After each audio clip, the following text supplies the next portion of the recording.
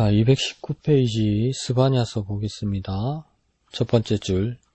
스바냐는 유다 출신의 7세기 선지자로 나와있죠. 그러니까 주전 7세기니까 유다 말기가 되겠고 8세기, 7세기, 6세기 선지자들이 있는데요. 8세기 선지자들은 북이스라엘 말기, 그러니까 아수르 침략 배경이 됐을 때 8세기 선지자들이 되겠고, 그때는 남북이스라엘이 같이 있고요. 7세기 선지자니까 이제 북이스라엘은 없어지고 남유다만 남아있을 때 바벨론의 침략을 배경으로 하는 7세기 선지자, 그때 스바냐 선지자를 말합니다. 그리고 6세기 선지자는 이제 포로기한 후, 고레스 칙령에서 포로기한 후의 선지자들을 그때 이제 6세기가 되는 겁니다. 근데 스바냐는 7세기 선지자로 되어 있습니다. 그래서 남유다를 향해서, 남유다 출신이고 또 남유다를 향해서 예언하는 선지자입니다. 그래서 그 이름의 뜻은 두 번째 줄, 여호와가 감추셨다.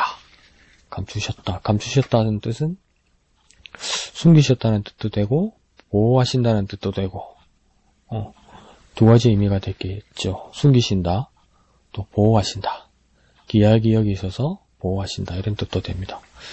핵심 구절 3장 17절, 너희 하나님 여호와가 너희 가운데 계시니 그는 구원을 베푸실 적능자시라, 이렇게 말씀하는데, 이 이야기는, 이 말씀은 우리 많이 알고 있고 찬송으로도 많이 이렇게 부르고 있지만, 이게 이렇게 쓰여진 이유가 17절만 보아서도 은혜가 되지만, 사실은 17절의 말을 이렇게 시작한 이유는 16절에서 손을 늘어뜨리지 말라, 이런 말씀이 있거든요.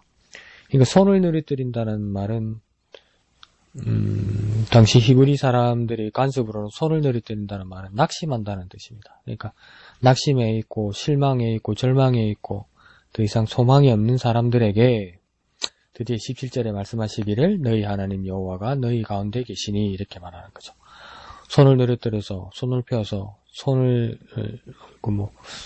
어떤 상상을 한번 해볼까요? 침대에 누워있는 환자가 이제 완전 힘이 없어서 그로키 상태로 빠졌을 때, 코마 상태로 빠졌을 때, 침대 밑으로, 손잡이 옆으로 팔이 툭 떨어진 이런 상태. 그리고 만약에 의욕이 그렇다면 나의 주위에는 이제 아무도 없다고 손을 완전 펴버린 상태. 그런데 그 가운데서 너희 하나님 여호와가 너희 가운데 계시다. 그러니까 여기서 너희 하나님 여호와, 너희 가운데가 아니고 너의 하나님 여호와, 너의 가운데, 그러니까 너 한 사람에게 1대1로 너에게 여호와 하나님이 너 가운데 계시다. 소망의 말씀을 하는 겁니다. 그래서 그 하나님은 어떤 분이냐? 구원을 베푸시는 분이다. 근데 구원을 베푸시는 분, 그분은 전능자시다, 이렇게 말하는 거죠. 그러니까 구원을 베푸는 것이 인정적으로만, 어떤 감정적으로만 베푸시는 그런 분이 아니라 구원을 베풀기에 충분한 능력자, 전능자시라, 그렇게 말합니다. 그리고 그분의 감정의 상태는 두 번째 줄에 너로 말미암아 기쁨을 이기지 못하신다. 쉽게 말하면 너무 기뻐하신다, 정말 기뻐하신다, 이런 말이겠죠.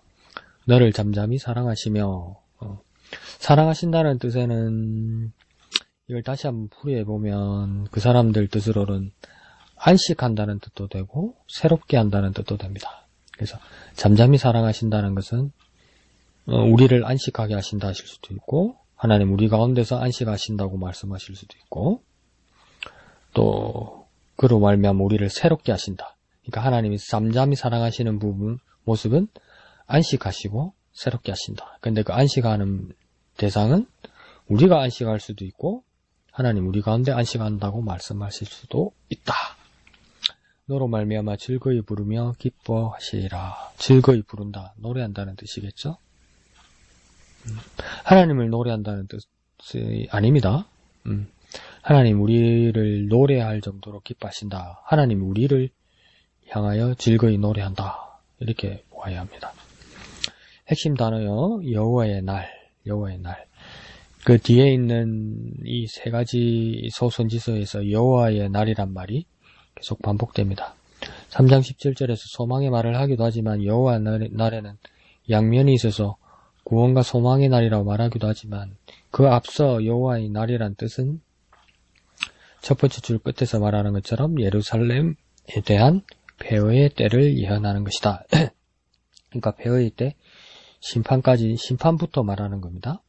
그래서 두 번째 줄 가운데 처음으로 다가오는 여호와의 날은 바벨론에 의한 유다의 패망으로 분명히 나타났다. 그러니까 여호와의 날을 두 가지로 여기서 보는 거죠. 처음의 의미는 바벨론에 의한 유다의 패망. 당장 일어날 일이죠. 처음으로. 그 다음 그 밑에 줄에 마지막 성취라는 것은 궁극적으로 일어날 여호와의 날이라는 것은 미래의 그리스도의 재림의 문맥 안에 있다. 그러니까 여호와 날도 여기서 양면성이 나타나죠. 처음의 뜻은 멸망, 두 번째 뜻은 그리스도의 재림이니까 회복. 그러니까 성경에 나오는 예언은 1대1의 대응이 아니고 하나의 상징으로 여러 가지 뜻을 의미하고 또 하나의 상징, 하나의 예언으로 앞으로 바로 앞에 일어날 일들을 이야기하고 궁극적으로 미래에 일어날 일도 같이 말하는 거고 또 어떻게 보면 하나의 상징 예언으로 현실적인 부분에서 매치되는 것을 이야기하고 또 영적인 부분에서 완성되는 것도 이야기하고 이렇게 양면성을 가지고 있습니다. 그 다음 밑에 한 문장의 요약 보면 스바냐가 첫 번째 줄에 열방들을 예언했지만 두 번째 줄 주요 메시지는 유다에 대한 것이다. 마침표 다음으로 중간 끝에 가면 유다의 죄는 너무나도 심각하여 여호와의 날에 포로로 잡힐 것이다. 그러나 의로 회복되어질 것이다. 그러니까 맨 끝에 줄에서 맨 마지막 줄에서는 두 가지를 보면 되겠죠. 포로, 그러나 회복. 밑에 그림 보면 후기 철기 시대 기름 등잔 이야기 그림이 사진이 나와 있는데 스바냐서 1장 12절 말씀을 설명하기 위해서 되어 있습니다. 다운표 안에 그때 내가 예루살렘에서 등불로 두루 찾아 벌하리니 이러죠. 등불로 두루 찾아 벌하리니 그러니까 요즘 말로 하면 랜턴이나 프레쉬로 비추어서 정확하게 안 그러면 병원에서 어떤 기계로 MRI나 CT나 엑스레이로 종양의 부분 병원 원인의 부분 안 그러면 제 원인의 부분을 정확하게 하나님께서 찾아서 보여주시고 심판하시고 징벌하신다 이 뜻이죠. 우리에게도 하나님께서 그렇게 적용하신다는 것에 대한 어떤 두려움과 경외감과 경각심이 우리에게 같이 있어야 될 겁니다. 그 다음 뒷페이지 220페이지 목적은 예루살렘 첫 번째 줄 예루살렘이 바벨론에 멸망당하기 전 약 40년 동안 유다에서 사역하는 스바냐가 쓴 예언이다 이렇게 돼 있죠. 그러면 주전 586년에 유다 예루살렘 최종적으로 멸망했으니까 언제부터 이 스바냐 사역과 예언서가 쓰여졌느냐? 주전 625년에 쓰여졌을 가능성이 많죠. 주전 625년. 그래서 주전 625년부터 40년 동안 계속 그런 거죠. 이러면 안 된다. 이렇게 살면 안 된다. 하나님께서 심판하신다. 하나님께서 용서하지 않으신다. 돌아서라. 40년 동안 외쳤는데 끄떡 안 하더라는 겁니다. 근데 이게 40년 동안 외쳤는데 끄떡 안 해서 어느 날 갑자기 멸망했다. 이렇게 생각하면 안 되고요. 그때 우리 연대에 외웠듯이 705, 597, 586 기억나나요? 바빌론이 침공 1차 침공이 주전 705 그 다음 605 1차 침공이 605 2차 침공이 597 마지막 최종 침공 멸망이 586 이렇게 되거든요. 여기서 1, 2, 3차 포로로도 막 잡혀가고 이러잖아요. 그동안도 제대로 회개하지 않았다는 겁니다. 이게 40년 동안 평화가 아무 일 없어서 회개하지 않은 게 아니더라. 그러니까 제 모습이 심각하죠. 그러니까 오늘날 우리의 모습에서도 보십시오. 그 전조와 징조가 보이잖아요. 모든 사회나 세계 현상이나 우리나라의 정치, 재계, 뉴스에 보면 다 이런 모습들이 보이잖아요. 근데 끄떡 안 하잖아요.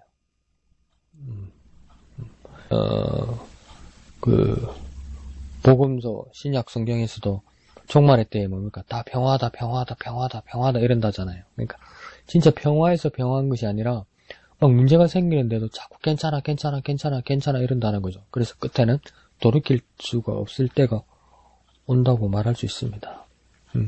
이때도 이랬다는 겁니다. 그 반면교사가 안 된다는 거죠. 성경을 아무리 기록해 놓아도 우리의 삶이 반면교사가 안 된다는 거예요. 하나님 말씀은 이건데 이렇게 하면 안 될 것 같은데 이러면서도 한번 해보니까 별일 없네? 이러다가 또 한 번 더 하니까 이거 안 해야지. 그래도 이번 한 번 하고 안 해야지. 너 두 번 하니까 괜찮네. 그래도 세 번째 하면서 별일 없네. 괜찮아, 괜찮아, 괜찮아. 우리의 삶이 그런 것처럼 유다가 40년 동안 그렇게 지나오다가 돌이킬 수 없게 되었다는 것이죠. 두 번째 줄 끝에 여호와의 날이, 세 번째 줄 하나님의 백성뿐 아니라 이방 나라에 대해서도 하나님의 심판을 말씀하신다. 밑에서 두 번째 줄, 그 백성 중 남은 자를 회복하실 것이고, 밑에 줄 하나님을 이스라엘 왕으로 영원히 섬길 것이다. 남은 자가 있을 것이고, 이걸 남은 자란 말을 많이 하죠. 이제 이스라엘이 멸망 때가 다가오고 포로로 잡혀가면, 그래서 그걸 구루턱이라고 이야기하기도 하죠. 나무 뿌리와 둥치만 남아있지만 그게 생명이 남아있기 때문에 거기에서 다시 회복될 거라고 이야기하는 거죠. 그러고 나면 하나님을 이스라엘 왕으로 그들이 영원히 섬기게 될 것이다. 그렇게 말하는 겁니다. 밑에 기독교 세계관적 요소, 두 번째 줄 유다 백성은 큰 죄를 지었는데 그 밑에 줄 특히 종교 및 정치 지도자들이 그리하였다. 더 큰 죄는 종교 지도자, 정치 지도자들이었다. 이걸 어떻게 봐야 될지 여러 생각이 드는데, 그러니까 종교 문제뿐만 아니라 정치 지도자들도 똑같은 심판을 받는다. 오늘날에도 그만큼 정치가 중요하다는 뜻이죠. 대부분 사람들은 나 정치 몰라, 정치에 중립적이야 이러는데 하나님이 심판하신다고 그럽니다. 정치 지도자까지. 근데 또 어떤 사람들은 이렇게 해석을 하죠. 이 부분은 그 당시에 이스라엘의 정치가 종교가 밀착되어 있었기 때문에, 신정정치 국가이기 때문에 정치 지도자, 종교 지도자 동일하게 하나님에서 심판받는다. 그렇게 말하기도 합니다. 그래서 두 가지 양면으로 볼 수 있습니다. 그 밑에 줄에 결국 살아남은 자들은 구원에 이르게 될 것이다. 결국 살아남은 자가 구원에 이른다. 이렇게 말할 수도 있고, 끝까지 견디는 자가 구원을 받는다. 이렇게 말할 수도 있고, 믿음을 끝까지 지키는 자가 구원을 받는다. 이렇게 이야기할 수도 있고, 인내하는 자가 구원을 받는다. 이렇게 말할 수도 있습니다. 그 밑에 줄, 스바냐는 그 자신의 시대부터 회복의 시대까지 장기적인 관점을 보여준다. 첫 번째 자신의 시대, 두 번째 회복의 때. 자신의 시대는 뭡니까? 40년 동안 멸망되어가는 그 여호와의 날을 보는 것. 회복의 때까지 장기적인 관점은 뭡니까? 하나님 나라가 완전히 회복되는 그때를 소망했다. 어떤 사람은 막연하게 볼 수도 있고, 그렇지만 결국은 이루어진다는 소신은 아니고 뭐랄까요? 신념, 신앙? 그렇게 볼 수 있습니다. 밑에 하나님에 대한 가르침. 첫 번째 줄, 하나님은 그의 백성에 대해서 의로우시며 질투하시는 분이시다. 질투하는 부분에서는 그 앞에서 말씀드렸죠, 그죠? 여기 질투는 사람의 감정적인 질투하고는 조금 다르게 하나님의 언약과의 관계에서 백성이 위반했을 때 하나님께서 표현하는 부분. 그래서 히브리어로는 킨나라고 쓰는데, 그 킨나라는 표현은 사람과 사람 사이에서는 쓴 적이 없고 하나님이 나타내는 표현 때 킨나를 쓰셨다. 그러니까 여기 질투는 뭡니까? 계약 위반에 대한 하나님의 심판, 이렇게 되겠죠. 언약 위반에 대한 하나님의 심판. 첫 번째 줄 끝에 여호와의 날에 대해서 이야기하고, 그 밑에 줄 가운데 오른쪽, 하나님은 공의를 행하실 것이다. 공의를 행한다는 것은 뭘까요? justice, 미슈파트, 심판하신다 이 말이겠죠. 밑에 단락, 인간에 대한 가르침. 스바냐서는 악의 보편적인 성향을 보여준다. 악의 보편적인 성향. 성향이니까 뭔가 경향, 생활, 방향성. 그러니까 지향하는 바가 사람이 인생이라는 항해를 하는데 그 키가 그 배 움직이는 방향이 조타수가 잡은 방향이 악이라고요. 악. 그런데 그게 보편성이라는 겁니까? 특수성이 아니란 말이죠. 그죠? 대부분 그런다는 겁니다. 그러니까 우리가 살면서 내가 뭐 그렇게 잘못된 게 많아서 뭐 내가 잘못된 게 뭐 어딨어. 뭐 난 법 없이도 살지 뭐 내 양식은 살면 아니라는 겁니다. 가만 내버려 두면 우리 모든 인생은 악을 향하여 방향을 잡고 쭉 항해해 간다는 겁니다. 두 번째 줄 모든 종류의 사람들 예루살렘, 블레셋, 당시의 모압, 아수르, 에티오피아 사람. 에티오피아 같은 경우에는 애국 근처, 이집트 근처 북아프리카 사람들을 말하죠. 모두 다 하나님께 죄를 지었다. 그래서 그 줄 끝에 정죄를 받을 것이다. 그 밑에 줄 교만, 압제, 그리고 폭력 등은 하나님의 심판을 받는 것이 당연하다. 그 옆에 여호와의 날은 그 모두를 대적할 것이다. 교만, 그 밑에서 두 번째 줄 위에 보면 교만, 압제, 폭력 이런 것들 있잖아요. 사람이 교만하고 압제하고 폭력한다는 것이죠. 그럼 대부분 이거 그 상대가 누구란 걸까요? 대부분 하나님이 아니죠. 뭡니까? 사람에게 그렇게 한다는 겁니다. 사람이 사람한테 그거 죄라는 거예요. 나 하나님한테 잘못한 게 없는데 뭐 우리끼리 조금 의가 상하고 뭐 내가 잘못하는 게 있고 하나님 그거 가만히 안 내버려 둔다는 겁니다. 하나님 그거 심판하신다는 거죠. 사람이 사람한테 잘못하는 거 하나님이 심판하신다는 이야기입니다. 그러니까 상당히 윤리적이고 도덕적이어야죠. 그리스도인들 하나님의 사람들이 나는 영적인 사람이기 때문에 도덕적인 것을 간과하는 것, 윤리적인 것을 간과하고 덮어주는 것. 그게 교회 안에서 많이 일어나죠.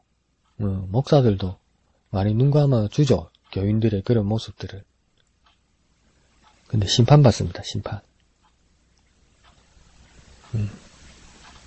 교인들도 안 뭐라 하니까 뭐 심하게 안 뭐라 하고 교회에서 치리 안 하니까 뭐 그래도 되겠지.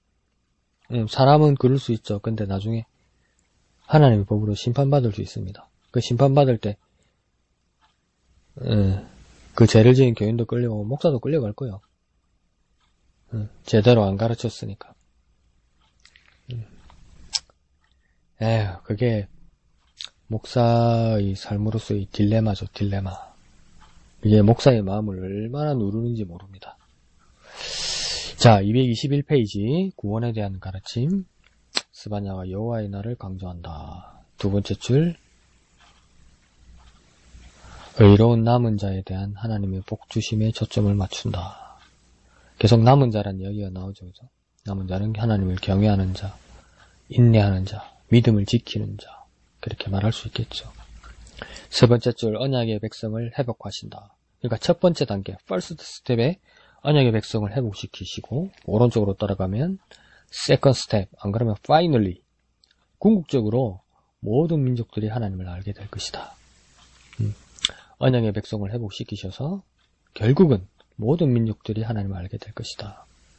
그 밑에 줄 다운표에 3장 9절의 말씀입니다. 그들이 올 여호와의 이름을 부르며 한 가지로 나를 섬기게 하리라. 모두 다. 노란 박스 안에 스바냐서의 그리스도. 첫 번째 줄 이스라엘의 왕이 그들 가운데 계시다는 것을 선포하였다. 그 이야기죠. 너의 하나님 여호와가 너의 하나님 여호와가 너의 가운데 계시니 이렇게 말할 때 그죠. 우리 가운데 계신다 이 말이죠. 이게 폭탄 선언이었을 거예요. 그 당시에. 하나님은 하늘에 계시죠. 계급 사회였죠. 하나님은 왕이시죠. 그래서 왕은 왕궁에 있고 하나님은 성전에 계시죠. 그런데 왕궁도 불타고 성전도 이제 없어지고 불타고 포로로 가 있고 하나님 어디에 가 있지? 그러니까 뭐라고 해야 하니까 하나님 여기 있네 이러는 거예요. 하나님 너희 가운데 계시다는 겁니까? 이거 깜짝 놀랄 소식이죠. 그 하나님이 이제 또 무엇입니까? 현존에서 하나님의 모습과 하나님의 사랑과 하나님의 모든 것이 한 사람에게 성육신해서 이 세상으로 오셨다는 것이 성탄이고 크리스마스이죠. 이게 엄청난 의미입니다. 이게 세상으로 오셨다는 게, 한 사람으로 세상에 오셨다는 게. 아이고 약하고 사람으로 고생하러 왔네. 그 뜻보다는 뭡니까? 한 인격으로 사람과 사람으로서 인격 대 인격으로 대하신다는 것을 몸소 보여주고 우리가 느끼게 하기 위해서 사람으로 이 세상에 오셨다는 것이 성탄이죠. 엄청난 의미입니다. 근데 그가 세상에서 부대끼고 사시다가 죽으시고 부활하셔서 승천하셔서 사라졌다고 생각했는데 이제는 무엇입니까? 우리와 부대끼는 것이 아니라 영으로 성령으로 우리 속에 우리 안에 계시다는 이 뉴스는 어느 종교에서도 상상할 수 없는 이야기입니다. 네. 어느 종교에서도 상상하지 못하죠. 그게 복음입니다. 복음. 자, 노란 박스 안에 두 번째 줄, 유다가 그들 상황 속에 신적인 왕의 현존을 깨닫지 못한 것처럼 많은 유대 지도자들도 역시 예수 그리스도 안에서 하나님의 현존을 깨닫지 못하였다. 깨닫지 못하면, 내가 깨닫지 못하면 아닌 건가요? 내가 깨닫지 못하면 없는 건가요? 그러면 쥐는 쥐약인 줄 모르고 쥐약을 먹는데 안 죽어야 되겠네?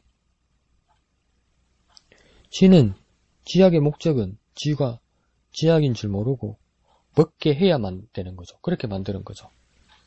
그걸 모르고 먹어도 죽는단 말이에요. 그와 마찬가지로 하나님의 현존, 그것을 깨닫지 못하겠다고 해서 하나님이 존재하지 않는 것도 아니고 하나님 우리 가운데 계시지 않은 것도 아니란 말이에요.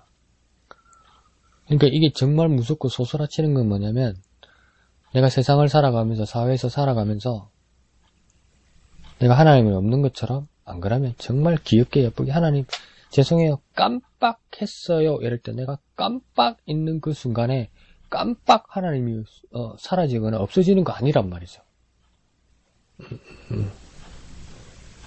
하나님의 현존은 내 생각에서 켜졌다 꺼졌다 하는 게 아니죠. 내가 깨달았지 못했다고 해서 하나님 현존이 없어지는 게 아니죠. 그걸 명심해야 합니다. 밑에 하나님의 구속사 이야기 스바냐에서 기록된 사건 연대 언제였느냐? 요시야 왕 때다. 주전 640년에서 609년이다. 첫 번째 줄 끝에 요시야 통치의 역사적인 이야기를 했고 바로 밑에 두 번째 줄에 세상 권력의 이동이 아수르와 애굽에서 바벨론으로 옮겨지고 있는 것을 보았다. 권력 이동이 일어난 거죠, 그죠? 아수르가 바벨론에서 멸망하죠. 근데 아수르와 애굽이라고 이야기한 건 뭐냐면 아수르와 애굽이 동맹을 해서 바벨론과 싸워보려고 했죠. 근데 그걸 실패합니다. 그 밑에 줄에 요시야 왕이 주도한 부흥과 성전 예배의 회복이 있었다. 주전 622년. 요시야의 종교개혁 부흥운동. 그래서 그게 성전함에서 두루마리를 발견했다고 하죠, 그죠? 그 두루마리가 뭡니까? 추정하기는 신명기서로 추정합니다. 신명기서를 보고 읽고 발견해서 읽고 요시야가 옷을 찢고 회개했다고 이야기하거든요. 그리고 종교개혁 운동을 했다고 이야기하거든요. 그래서 가만히 생각해봤죠. 내가 지금 신명기 1장을 다시 펴서 읽으면 내 가슴과 마음을 찢고 회개하면서 내 삶이 변할 수 있나? 우리는 어때요? 신명기 읽으면? 뭐야? 뭔 내용이야? 아우 지루해 이러지 않아요? 그만큼 우리 생각이 썩고요. 우리 마음이 굳은 거예요.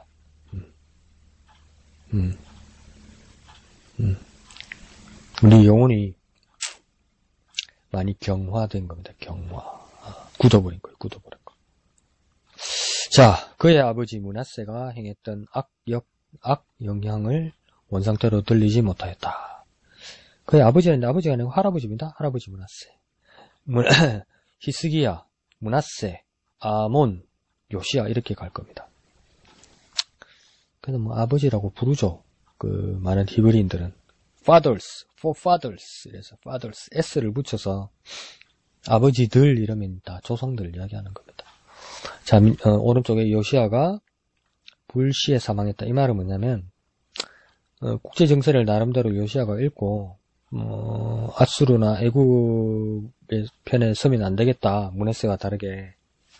그래서 바벨론 쪽에 서려고 하고, 그래서 애굽이 아수르와 동맹하려고 지나가려는데 그 애굽이 가는 길을 막고 전쟁하다가 거기서 전사해요. 죽어요. 젊은 나이에. 안타깝죠. 그래서 이제 막 남유다의 구군까지 이제 기울게 되는 거죠. 뭐 제대로 다스릴 놈이 없고 하나님 앞에 제대로 설 놈이 뒤에는 아무도 없으니까 엉망진창이니까 그렇게 돼버리는 겁니다. 구군이 그렇게 세버리는 겁니다. 한 지도자가 죽으니까 참 안타깝습니다. 이게 지도자가 정말 중요합니다. 자, 요시야가 죽은 지 25년이 지나자 바벨론 사람들이 성전을 완전히 파괴하고 그 백성을 포로로 잡아갔다. 그게 주전 586년이다. 25년이라 하지만 뭐 긴 시간이 아니고 왕이 중간에 엄청 바뀌거든요. 아들, 그러니까 요시야의 아들들, 손주 뭐 이래가지고 한 6명 넘게 바뀌죠. 석 달 못 가는 사람도 있고 포로로 잡혀가는 사람도 있고 눈 뽑히는 인간들도 있고 자, 스바냐의 예언이 요시야 종교개혁 이전인지 이후인지는 분명하지 않다. 밑에 구속사 드라마 속의 스바냐스의 위치, 두 번째 줄 여호와의 날 계속 반복되죠. 다음 편에 그 밑에 줄에 하나님이 그의 백성을 다루시는 일에 있어서 어떤 결정적인 전환점으로 그가 이해하고 있음을 보여준다. 여호와의 날이 그렇다 이 말이죠. 결정적인 전환점이다. 터닝 포인트다. 뒷페이지요. 222페이지. 바벨론 포로가 되게 하신 것이 여호와의 날이었다. 바벨론 포로가 된 거, 그러니까 여호와의 날이 심판의 의미로, 형벌의 의미로 그렇게 성취되었다. 밑에 딸랑 역사적 배경, 저자와 기록 연대, 저자는 스바냐, 기록 연대는 주전 625년, 멸망 40년 전. 첫 번째 줄 스바냐는 예레미야 및 하박국과 동시대 사람이다. 남유다 말기죠. 주전 7세기. 두 번째 줄 좀 더 완벽한 족보를 통해서 그의 출신이 드러난다. 오른쪽으로 쭉 따라가면 요시야가 다스리던 때에 사역하였다. 그 밑에 줄 히스기야의 현손이었다. 히스기야의 현손이었으니까 밑에 줄 스바냐는 왕족이다. 이렇게 되는 거죠. 스바냐는 왕족의 속한 사람이었다. 그 밑에 줄 최상류 사람들, 왕자들, 제사장들, 재판장들, 거짓 선지자들의 죄를 공격한 것은 그가 권세 있는 자들을 잘 알고 있으며 그가 진정한 담대함을 가지고 있음을 암시한다. 밑에서 세 번째 줄 유다의 악은 요시야의 종교개혁을 통해 근절했던 종교적 부패와 어울린다. 무슨 말이지?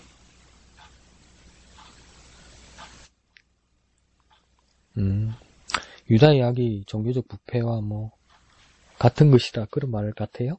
그 다음, 혹시 스바냐가 주전 622년 직전에 선포하였다면, 그는 요시야의 종교개혁에 상당히 공헌했을 것이다.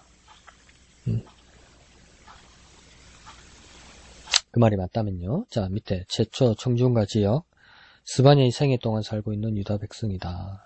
그러니까 밑에 보면 약 40년 동안 유다에 살고 있는 왕과 백성들이었다. 40년. 그것도 평온할 때가 아니고 어려울 때 봐라 상황이 이렇다. 그러니까 돌이키자 회개하자 해도 말 절대 안 듣던 인간들. 요즘 세상이 그러네요가 아니고 내가 그래요. 내가. 자, 그 다음 기록 목적 첫 번째 줄 끝에 다만 여호와의 말씀이 그에게 임했다고 말한다. 그 밑에 줄 요시아의 통치 기간에 나타난 일이다. 오른쪽 종교적 및 사회적 부패 시기에 적합하다. 그러니까 자꾸 종교적 문제, 영적인 문제만 이야기하면 안 됩니다. 사회적 부패에 대해서도 말하고 있습니다. 그 밑에 줄 요시아가 실시한 부흥은 예배하는 것으로 진정 돌아가는 것이 그 특징이다. 부흥은 예배 가운데 임한다. 뭐 이런 말 같아요. 좋습니다. 224페이지 문학적 특징. 첫 번째, 전체가 히브리 시로 기록된 예언들이다. 예언이 시로 기록되었다. 운문의 형태이다. 괄호 1번. 사람들에게 신적 심판에 직면하여 죄에 돌이킬 것을 요구했다. 경고란 뜻이겠죠. 괄호 2번. 가까운 시간에 일어날 일들. 유다와 예루살렘 멸망에 대해서 예언했다. 가까운 시대. 괄호 3번. 먼 후에 일어날 일들을 예언했다. 이 말입니까? 여기서는 포로로도로는 남은 자를 회복하는 것을 먼 후일의 이야기라고 하네요. 근데 앞에 단락에서는 그것까지 이야기했죠. 그죠? 예수 그리스도의 재림, 하나님 나라의 회복. 자, 밑에 단락 주제. 여호와의 날. 그 다음 회개, 심판, 회복. 여호와의 날이라는 것은 스바냐에서 많이 이야기하고 있다. 두 번째 줄. 그래서 백성들에게 기대했던 것은 죄를 회개해야 했다. 그 밑에 줄 가운데. 그렇지만 심판은 불가피한 것으로 보인다. 왜 심판이 불가피했을까요? 회개하지 않았으니까. 심판이 왜 이렇게 자주 일어날까요? 회개하지 않으니까. 우리에게 왜 심판 같은 일이 자꾸 일어날까요? 회개하지 않으니까. 회개하는데. 그럼 답 나오잖아요. 진심으로 회개 안 하니까. 그런 모습입니다. 자, 특징과 구조. 또 한 가지 주제는 하나님의 기쁨이다. 네, 너희 하나님 여호와가 너희 가운데 계시니 그 이야기죠. 두 번째 줄 하나님의 백성을 완전히 모으시는 일에서 그의 도래하는 기쁨을 주목한다. 하나님의 백성을 완전히 모으신다. 그 밑에 줄 따옴표 안에 노래하고 또한 기쁘게 부르리라. 이거 우리가 노래하고 우리가 찬양하는 거 아니라고 그랬죠. 그죠? 하나님이 우리를 기뻐 즐거워하며 노래 부른다는 뜻입니다.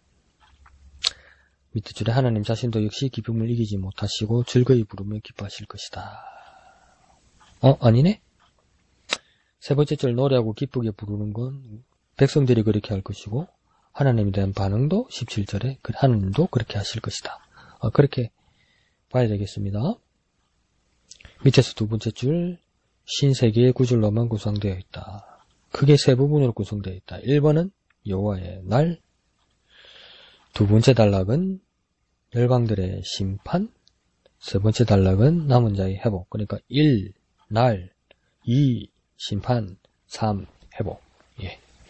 여기까지가 스바냐서입니다.